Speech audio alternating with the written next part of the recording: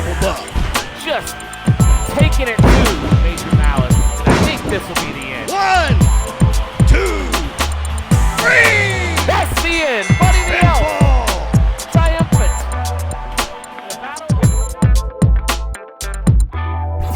Do you think light lasts on the lunar ice rink would still be floating in space when these three galaxies combine? I think it will certainly be eternally out that quick. What? Stop! What? There he is. I love to be completely unprepared for a there we go. do you think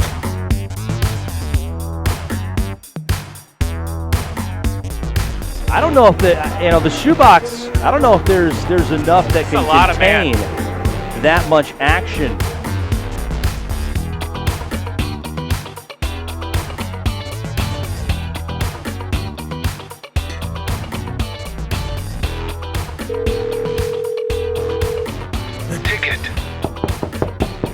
Okay, 3, 2.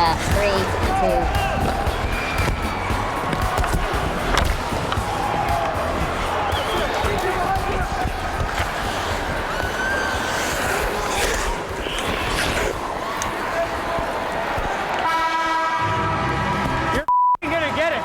That's 1-0 you. That's 1-0, but you're gonna get it. You gotta see behind the play. I'll tell Tommy what went on. I guess so. Gloves Off podcast. Chad Seward here, joined with legendary ex-referee Tim Zemens. Tim, how you doing today, bud?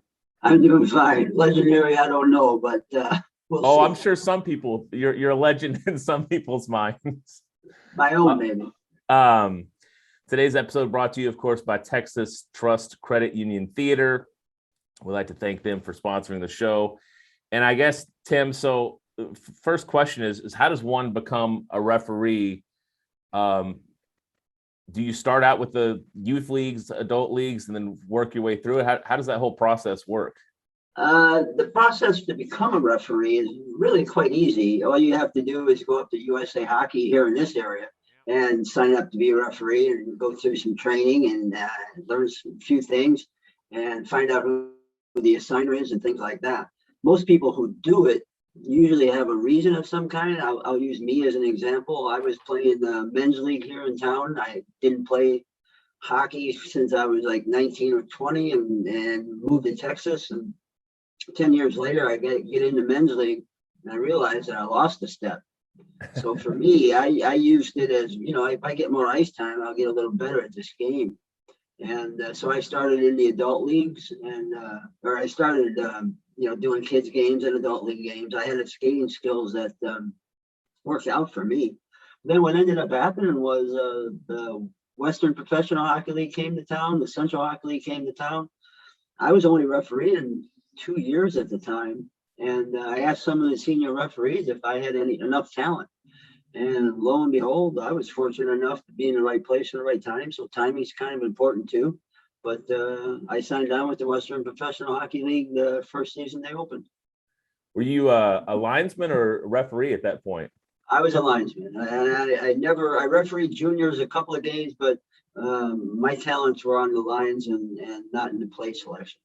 And that's tough, man. Being a linesman in the West, you probably had to break up 8 fights a game back then. It was fun. I'll say it that way. It was fun because we'll get into what I do now, but my job I have now, it's really fun to say that they asked me, man, you got the best seat in the house. And I go, no, I got the second best seat in the house. Best seat in the house was when I was sitting there in the middle of those fights. So it was fun. Now, you refed, of course, our head coach, Dan Walfong, or you worked games that he played. You remember him from back in the Shreveport Mudbug days? It was really funny because Dan and I had a couple of conversations about this. And at one time, we had a fundraiser for my charity where we had asked the coaches. And we brought Dan out, and anybody who wanted to ask him ask him a question off to the side that wasn't publicized, we'd give honest answers the best we could. And the funny thing was, the first question was, how was it to ref Dan Walfong? And it was directed to me instead of Dan, And I laughed because I said Dan was a troublemaker, but Dan was also one of those guys that could put the puck in the net. So one of the few players in the league, Dan was one of them, where every time he came on the ice, you had to watch. Because if he didn't stir up trouble, he put the puck in the net, and that stirred up trouble. You know, nobody's happy when the puck goes in against you. And so you have to watch every second he was on the ice. You have to make sure that something didn't happen one way or another. It's funny, that intensity that he had on the ice, he still has in practices. If you've ever seen him run a practice, it's full throttle. It's circa 2003. Every practice. And it works, and obviously it's working for him. I mean, it lasted, and it did well for him when he was a player, and it's doing well for him as a coach.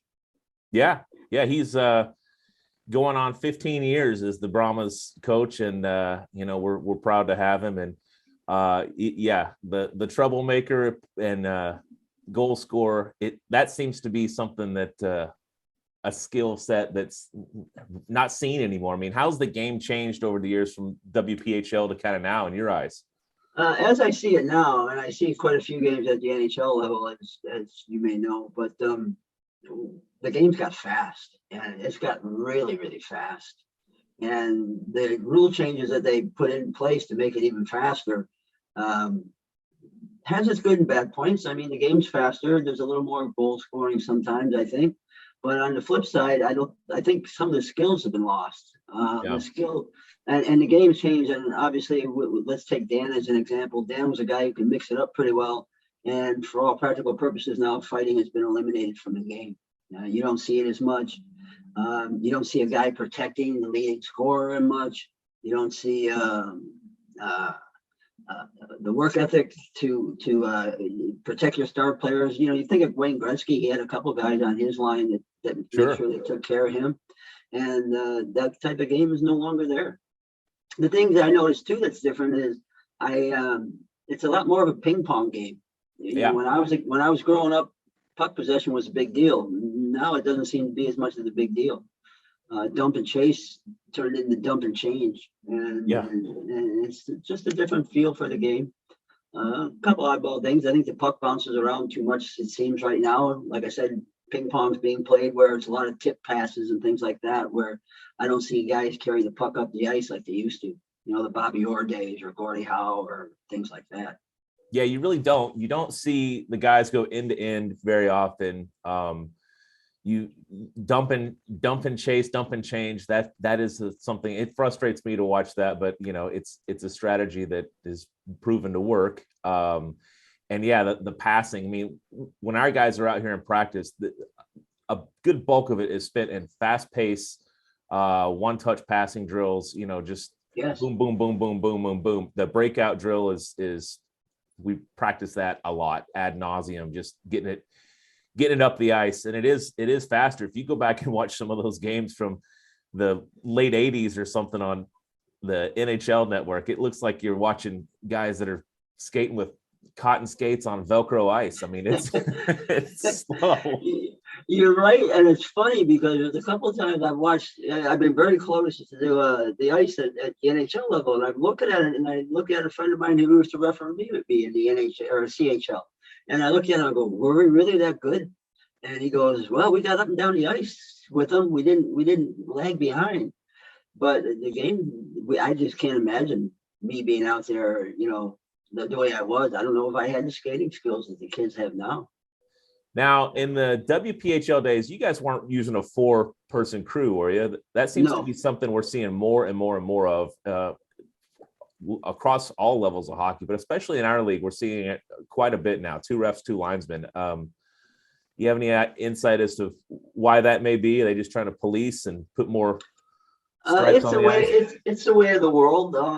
The game. Well, let's go back to saying the game was slower when I was playing or skating, and you didn't have the things going on. I mean, now different things are going on the ice where the kids are just coming in and crossing and getting into play like you've never seen before. So you had the 4th set of eyes out there, and they all had their assignments. Certain guys watch certain things at certain times. So, for example, you'll see now when I was growing up, the referee never turned his back on the boards. He always faced the ice. And now he's allowed to let play go behind him, and he literally turns around knowing that he's got a fourth set of eyes sitting on the other side of the blue line watching. So when the play goes deep in the corner and the referee's in the way, he just bolts out of the way and turns around because he knows somebody has his back.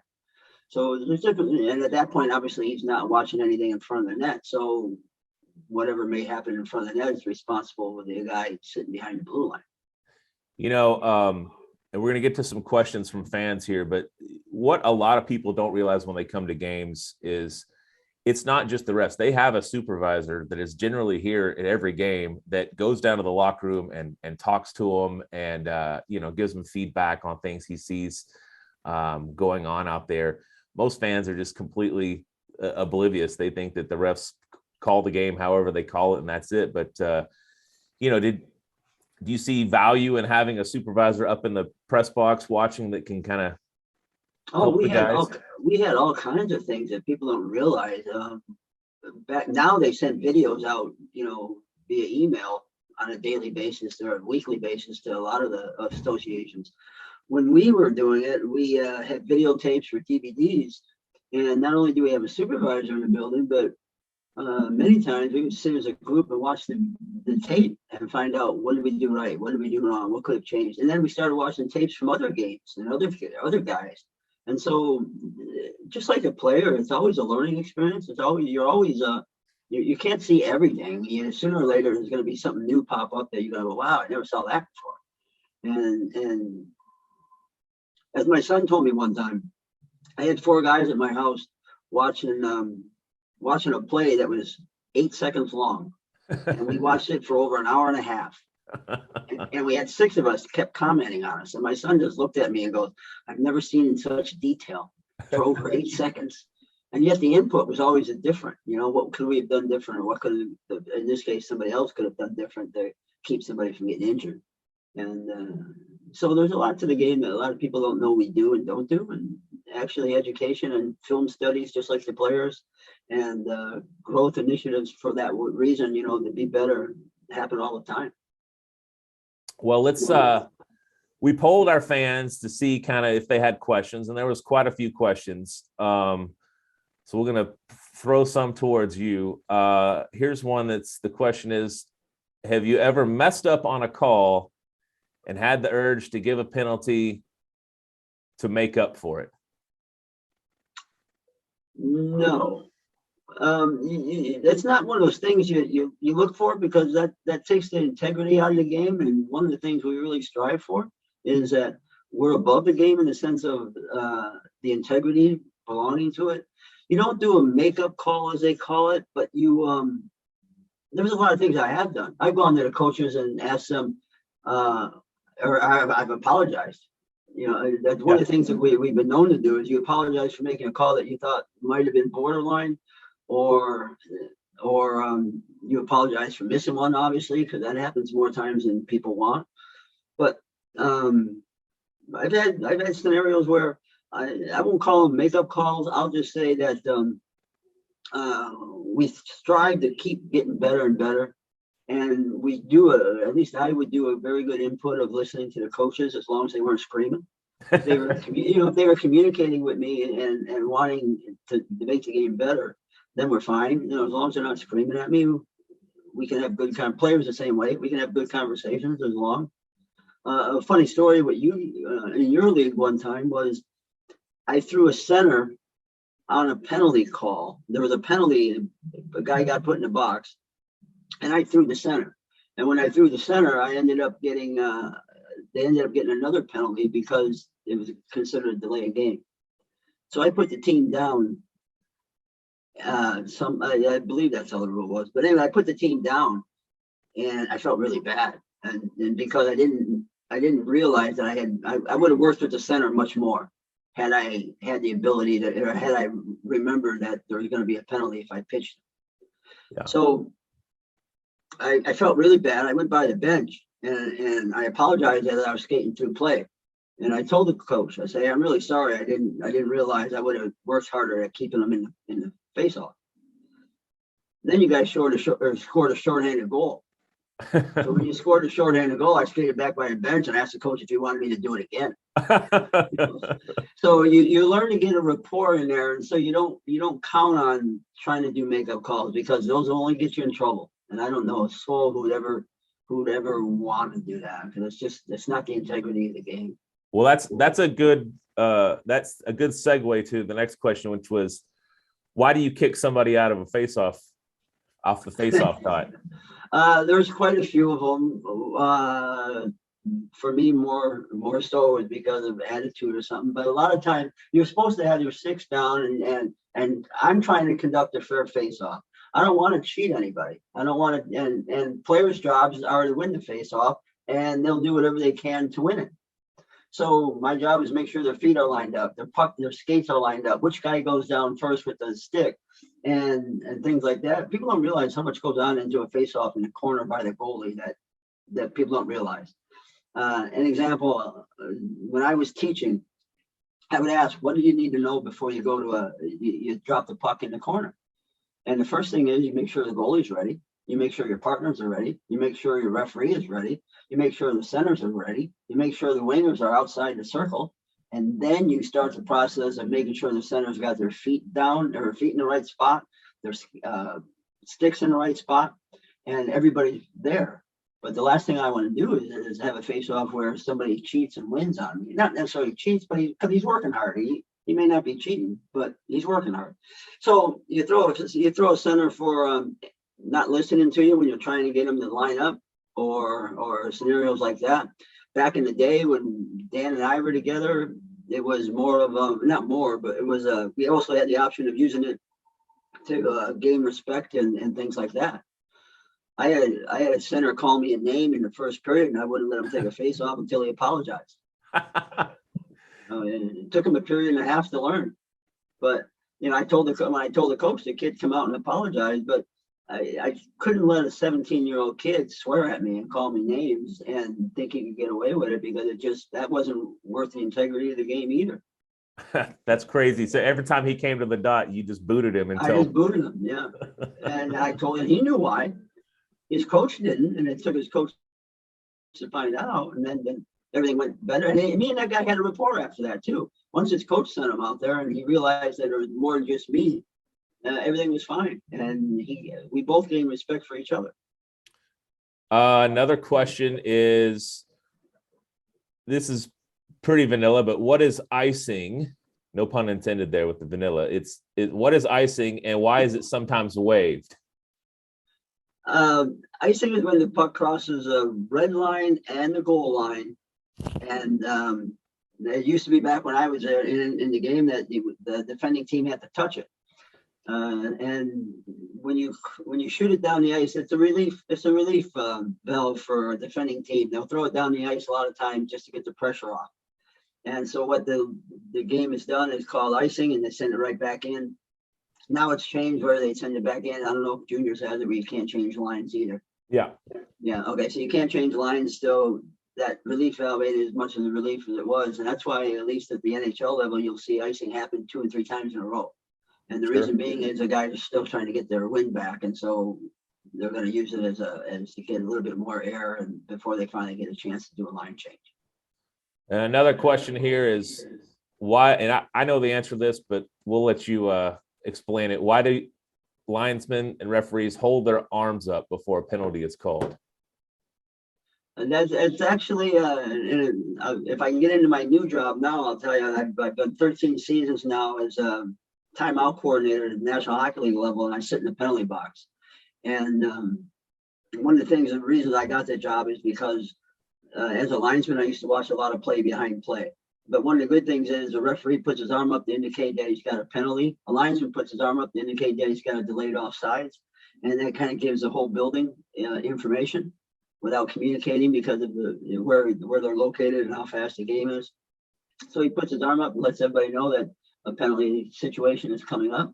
And it works well for me because I work in broadcasting, and I can tell the broadcast people that a penalty is coming up where they may not have seen it through the camera. Another question is, what constitutes a double minor? Severity usually. It's a thing we call that we put in our toolbox that we use if we have to in certain situations. Sometimes it doesn't warrant a 2-minute penalty. Sometimes it might warrant more, but you don't want to necessarily give a game misconduct associated with it, depending on the rule and the game itself or the play itself. So it allows us to put 2 minutes up or an extra 2 minutes up just to show that the severity was a little deeper, but maybe not enough to get a guy thrown out of a game. And then along the same lines, offsetting penalties. Is this just to cool things down? That's the way that question was posed. You see that a lot in junior hockey, the offsetting penalties. You do it. See, the funny thing was when we were taught never to do coincidental penalties. And the reason being was somebody ought to pay the piper for something for starting it off. You know, in a sense of if a guy comes in and slashes somebody and the other guy retaliates, they each get 2-minute penalties. Nothing was really learned. The team wasn't hurt by it. The players weren't hurt by it because they didn't make the team shorthanded. So there's a lot of things that didn't help. So we were always taught years back, don't take the second guy, take the initial penalty and let him know you took the penalty and yeah, he retaliated, but either it wasn't as sincere or it wasn't, it wasn't bad enough that you'd have to worry about it. So, but you do coincidentals when something happens. We had it, I seen it just recently last night. I was in a game and they took 2 guys for roughing and that's fine. Get them both out there and let them cool off a little bit, but and don't hurt the team. But I was always one that I blame it sounds funny, I guess now, but I blame the coach for his team. He's the manager of that team and he's got to run that team and run that discipline. And so if I took coincidentals, no harm, no foul. And so I wasn't sending a message to the manager of that team, the coach, that, hey, you can't let that happen. But then at the same time, a lot of people don't realize we communicate a lot on the ice. And so I would literally go up to coaches and say, hey, I've done this between periods where I've started the second period and said, I didn't like the stick work in the first period and just give you a heads up. I'm making an adjustment right now. And right now I'm going to look at the stick work a little more and get the sticks down because they got a little high and close to heads and I don't want to see anybody hurt.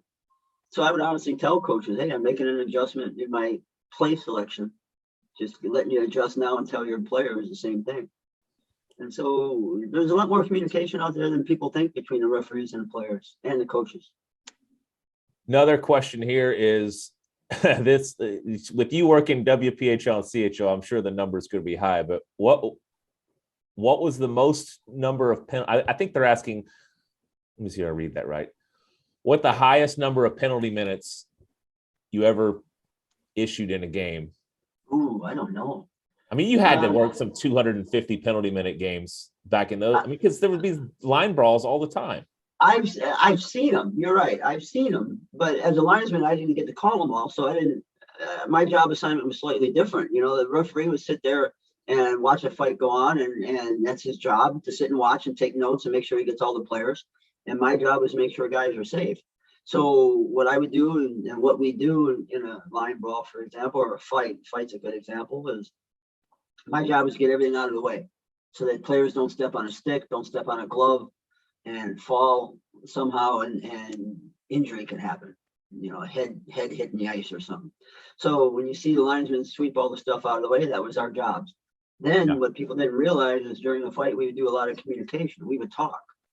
And one of the things we would do is ask them if they're done. Are you done? Are you done? and they would sooner or later tell us. And that's why we always pause before we go in, and then we go in as a pair and split the guys up.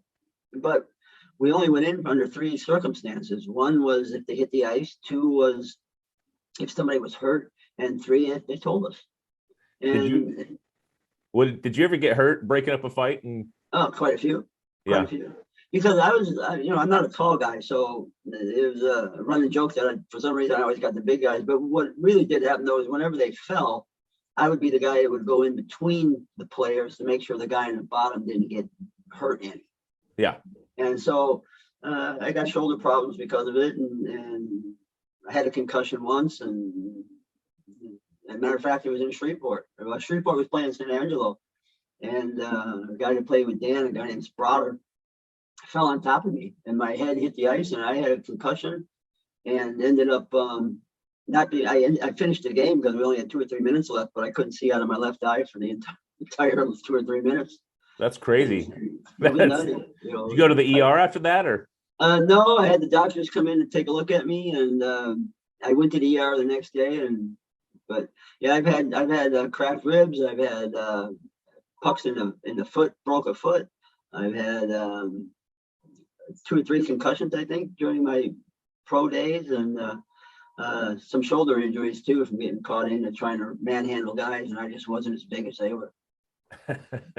That's somebody wanted to know, why do you guys not wear more gear? I mean, you do have elbow pads, or do you not wear elbow pads? The funny thing is, it's changed. I used to be laughed at in juniors because I had a kidney protecting guard. I went to a pro shop in Michigan and found a similar guard to what they use for quarterbacks. Now the quarterbacks use these big ones now, but when they first started coming out, they're real thin. And I ended up wearing it. So I always looked like I was fat on the ice, but I really had more protection than most guys. And it was good because I took a couple punches in the ribs that didn't affect me whatsoever. Or if a puck got, a dump in hit me, I could skate away from them a little as well too. And so I wore those. I wore wrist guards like the players do too. Elbow pads, obviously. Some guys didn't wear shin pads when I was coming in, but that wasn't for me. That's nuts. I ended up wearing hockey shin pads. I wouldn't wear a referee's shin pads because I didn't think those were padded enough. So I would take low end hockey shin pads that were plastic, and that's what I used as well. And then I wore a girdle, to protect my ribs and stuff too, or not ribs, but the thigh and things like that. Do you think now guys are wearing mouth guards now more often than not, even in the NHL? You think that referees and linesmen are going to start wearing more and more gear as technology improves? Like the sticks these days are, they're not the tree trunks that we grew up using. I mean, these guys can even the softest shot on the team can slap a 90-mile-an-hour cannon. Yeah. Well, I know the shin pads that the guys are wearing now are starting to protect the back of their shins more. I know that they're wearing shirts that have padding in them now, completely all through the whole thing. We always chose referees' padding was never made to be great, I guess. Yeah. So a lot of us wore lacrosse in the NHL, the same thing. A lot of them wear lacrosse elbow pads because there's more padding on them. And so you're seeing some things. The helmets have come a long way, obviously, and everybody's wearing a mask now, so that's the norm as well. So yeah, we're adapting as well as anybody else. Well, let's see. I think I got one more question here from the people, which is, it's an interesting question. How do you decide if it's hooking, interference, or roughing? I guess it doesn't matter. They're going to have to sit down one way or another. Well, yeah, but here's an example. I was doing a men's league game one day with a guy who used to play, quality hockey, and I gave him an interference. And as we're skating to the penalty box, he looks at me and goes, "Don't give me interference." I said, "Why?" He goes, "Anything else but interference or hooking." I go, "Why?" He goes, "Those are lazy man sport. They're lazy man penalties. No coach wants to hear a hooking or an interference." And I never thought of it that way. I just, interference. The puck wasn't there, but you hit him anyway. Hooking, okay, that you tied him up. That's a little different. And what was the last one? Roughing. Well, okay, you just blasted the guy, and or he wasn't, he couldn't protect himself or whatever the case may be. So they're all very, very different penalties. But at the same time, I can see how somebody gets them confused or gets them, and then I can see how other guys would say, it's only 2 minutes. 2 minutes is 2 minutes. What's the matter? But some coaches, it mattered. You didn't want to see hooking because that made means a guy didn't position himself well enough during the play to do his job and disrupt the player or the guy with the puck. Did you have a lot of checking from behind penalties back in the day? I feel like that's just gotten maybe in the NAHL, we see that a lot. And it's generally when there's a guy 6'4", 6'5", 6'6", who pushes somebody smaller and they go down, they get a checking from behind penalty. And I don't remember that being thrown around a whole lot back in the 90s. Well, yeah, but let's go back.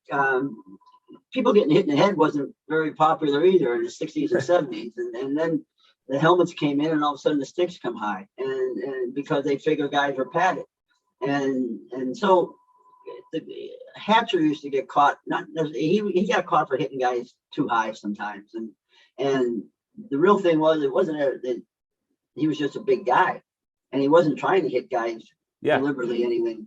To answer your question specifically, I didn't see it a lot, so your theory might be true, but there's one other thing I would do too, is I'd let guys know before they hit them. Hey, hit the front of them. And you would talk to the players during play and try to avoid. People don't really realize we try to avoid play. People don't know us, and people don't yell at us, and people don't scream. We've done a very good job. That means we were uneventful. And so part of that is to communicate with the players that, hey, you can't do that. Or hey, look at them coming. Or years back when we had touch icing, my job during icing was to let the guys know if anybody was coming up on them. Yeah. There's three of us, because you didn't want the guy to touch the puck and get creamed and not know that he's focused on the puck. He's not focused on anybody behind him. And so we would let him know, hey, we're by ourselves, just me and you. And then the guy would ease up a little bit, touch the puck. I'd blow the whistle, and we'd send it back down the other end. So there's a lot of communication out there. A lot of people don't realize we do. And one of them was an example for me was I would try to avoid checking from behind because I didn't want. My job is to keep people protected, so to speak. So I don't want to see anybody hurt. We don't want to see anybody get hurt. One of the reasons why we got into, people would always ask too, why did we get into fights before they start? And the reason being was we didn't want to see a guy sit in the penalty box for 2 minutes for roughing or stupidity or something. If we could get in fast and avoid it, we would. And so that way we were always told, hey, people pay money to watch the players. They don't want to see them in the penalty box. So do your best to eliminate the penalty. So oddly enough, with communication or things like that, we try very hard to eliminate penalties more than we try to call them. Well, I think that answers a lot of questions that we had. We thank you for that.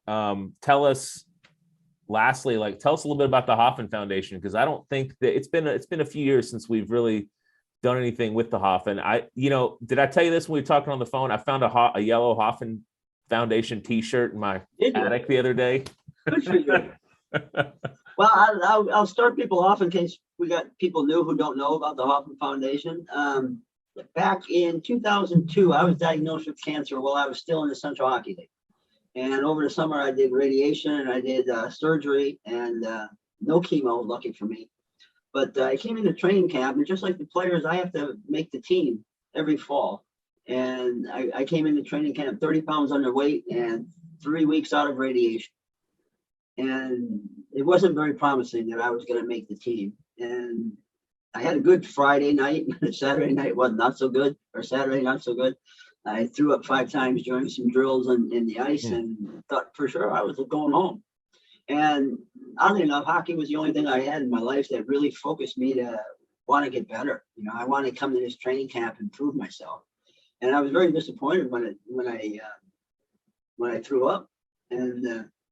But long story short, they kept me, and I asked them why, and they told me because there'd been a mutiny if I didn't, because of how much support that I try to help the other guys and things like that here in the Dallas area.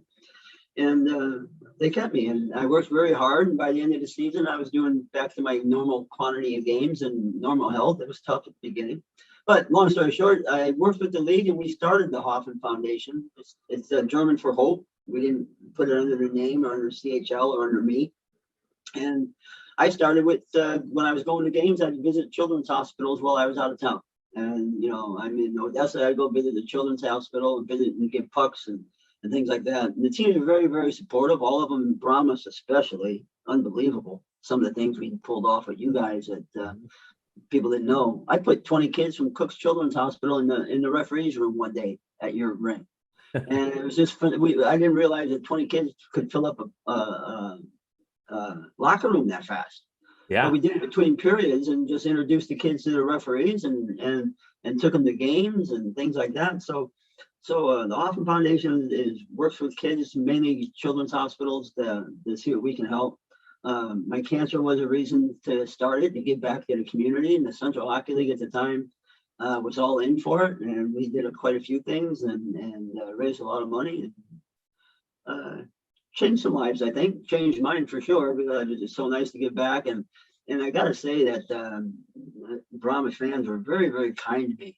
And as referees go, we're not supposed to get kindness, but I was always treated well when I came into the rink. And if people knew, or the team gave me my first game back in a home game in Fort Worth, they gave me a plaque and made a big announcement before the game, which was just humbling and surprising, because that's not what people are there for. They're not for me. And they did it again when I retired. I retired in Fort Worth and had a beautiful send off and very nice. So I really want to say that the Brahmas fans have been very, very kind to me and the Hoffman Foundation throughout the years. I haven't been to the junior rinks as much as I should. I've taken the job at the NHL and working in the penalty box there. And so I don't get enough time to go out and see as many junior games as I want. But I'm amazed at how talented these kids are. Yeah. And then I have to give Dan credit too. And I don't mean to sit there and push on Dan, but Dan's got a lot of kids going into college programs, so he's doing his job very, very well.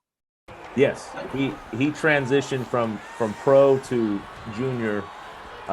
We took a lump in that first year in the North American Hockey League, but after that, it's been a pretty steady stream of sending guys to college. And I will say, our fans, this is going to be 2022 marks the 25th year of Brahmas Hockey, which, as you know, to keep a junior minor league team going this long, especially down in the South, that's pretty unheard of. And it's because of the fans. I mean, we have fans who will drop what they're doing and drive across the country to pick somebody up if they're called for. I mean, it's amazing, some of the stories.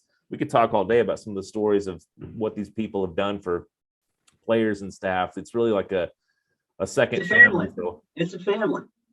I mean, I can walk in the rink. I retired from the Western Professional Hockey League or Central Hockey League in 2004, and I probably skated maybe 5 or 6, 7 years more juniors after that. But it's to walk in that rink, and I can be gone for 10 or 15 years, and people recognize me and then ask me how I'm doing. It's amazing. It's just amazing. And hockey's a tight family, and it always has been a tight family, and it's the greatest game in the world for a reason.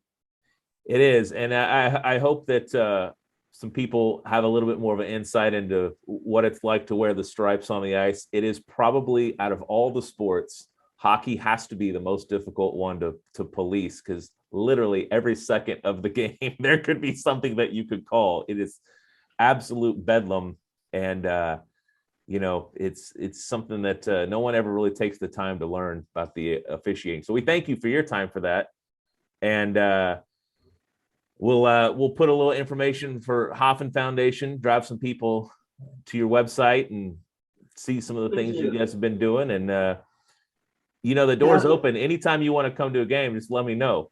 All right. And on the flip side too, I want to tell you guys that I'm thankful for the friendships that I've gained through the game, and the people that, from your ownership down, have always treated me well, sick or not, and, talented or not. And so it's been a pleasure. And when you have two different, organizations, my foundation and you guys, for example, work so hard, so many years, change people's lives, and at the same time bring entertainment and fun and smiles to either the fan base or children in hospitals or whatever. It's pretty amazing. I can't say enough about how grateful I am for what you guys have done for me over the years. Well, we're happy to do it, and we thank you again. And Tim, don't be a stranger. Find some time to come out. Yeah, I would be happy to. And if anybody would, if you want to do this again sometime, if there's more questions come up because of this, please don't hesitate to give me a call. I'd love to. All right, we'll do. And that's Tim Zemens, ladies and gentlemen. We thank you again, and hey, have a happy holiday. You too. Merry Christmas and Happy New Year to you guys. Likewise. Take care, Tim. Yeah, be safe. One, now it's Pepsi for those who think young. And it's part of the game, and it really brought hockey into where it is today, and I actually think they're detracting from it. We're talking to the Admiral! When I go to Chipotle, I'm one of those like 2% of people that if cilantro's in my food, it tastes like soap. So I always have to get the white rice plain. So they have to go open it up from the back before they put cilantro and put it in there. And then I go double steak, pico, sour cream, corn, a little bit of lettuce, a little bit of cheese, and then I top it off with some sea salt and a couple of dashes of the mild jalapeno Tabasco sauce. And you always got to wash it down with Coke. I agree 100% with your assertions that is how a burrito should be constructed. The good news. No, it's got to be a bowl. I want to eat it with a spoon. Burritos are just too messy. I don't want to have anything fall on Take the tortilla and rip it up and throw it in there. But yes, how is your golf game, my good man? I've gotten to play a little bit here over the last couple of months, a little bit more than I did last time I was open. It's up and down. If I play one day, it'll be high 70s, and then if I play the next day, I'm at 80s. I don't have too better score, but everything's Good. I know that in you let's talk about one other thing. So obviously, you either live in a recording studio, or you are voiceover mic. That's your website, right? Voiceovermic.com. Voiceovermic.com. Indeed, it is. Yes. So you do, of course, baseball, football in the fall, hockey, and then you've carved out a little niche for yourself. What are you doing? Reading audiobooks? Well, folks, write in and tell us what you think of Mitchell Bigby Blue Line Glass ice rink. And until then, I love you. There you go. There you go. Great job, everyone. Great job. Awesome. Fuck that up. Okay. And take two. Go. All right, ready, man. Ready from the cigarette. Ask me for light. And night dark death decline. Space sauce all expression. You're gonna play it. What are you doing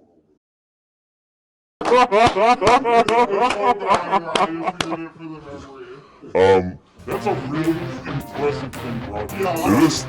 I know it all. Okay, I got it, guys. You're the best. You're the best. You're the best. Thank you, that ever lads. was. Love you, mean it.